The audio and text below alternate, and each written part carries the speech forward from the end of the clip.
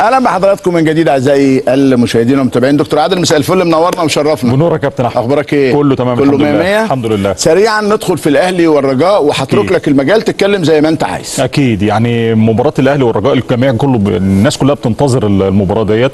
فريقين بيمتلكوا شعبيه كبيره جدا جدا جدا في مصر والمغرب والوطن العربي وافريقيا.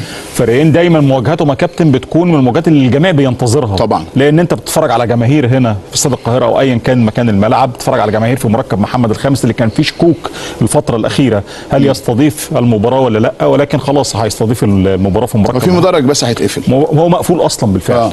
حتى في مباراه الديربي الاخيره ده توجيهات من الكاف.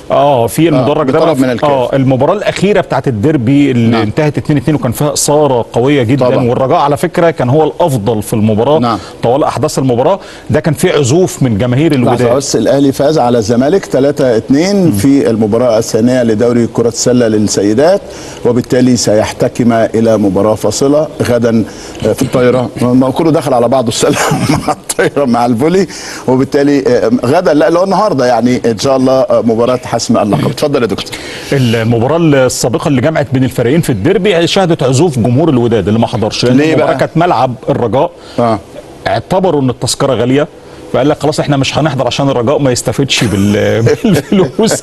وفعلا المدرجات كانت خاليه تماما من جمهور الوداد وكان جمهور فقد الرجاء اللي كان حاضر المباراه. يمكن ده من الحاجات اللي فرقت جدا مع الرجاء في المباراه. والرجاء مع منذر الجبير على حساب جريدو الوداد قدم مباراه كبيره جدا جدا وعملوا مباراه رائعه وتقدم فيها بيسر بوزوق بهدف من ركله الجزاء ثم طيب عشان الناس عايزه الاهلي والرجاء اكتر يعني احكي لنا شويه في نادي الرجاء من الجانب الفني. والناس كتيره بتقول في غيابات لعدد من اللاعيبه، عبد الصمد بدوي، محمد معكازي وعدد من اللاعبين.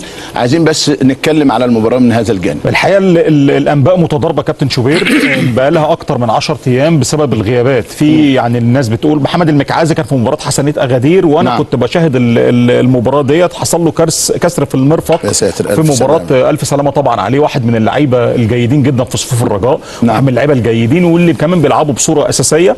الراجل حصل له كسر في المرفق مباراه حسنيه اغادير، المباراه اللي كانت في الكاس وتفوق فيها الرجاء في ركلات الترجيح وكمان كان الرجاء كان الافضل في المباراه. كسر في المرفق. كسر في المرفق. الغياب الثاني اللي بيلعب اساسي في مركز الظهير الايمن عبد الصمد بدوي. عبد الصمد بدوي. عبد الصمد بدوي كمان كان تسبب في ركله الجزاء اللي سجل منها الوداد في مباراه الديربي هدف التعادل، ولكن هو اللي بيلعب بصوره اساسيه كابتن على حساب عبد الاله مذكور وعلى حساب النهيري. فهو كمان هيغيب. في بقى اقاويل ثانيه ذهبت لمحمد زريده ولكن محمد زريده هيكون موجود. في اقاويل بتقول اسماعيل المقدم اللي هو المساك اللي جاي من نهضه بركان ولكن بيقولوا انه خلاص نزل الملعب واتمرن. وليد الصبار في شكوك حواليه.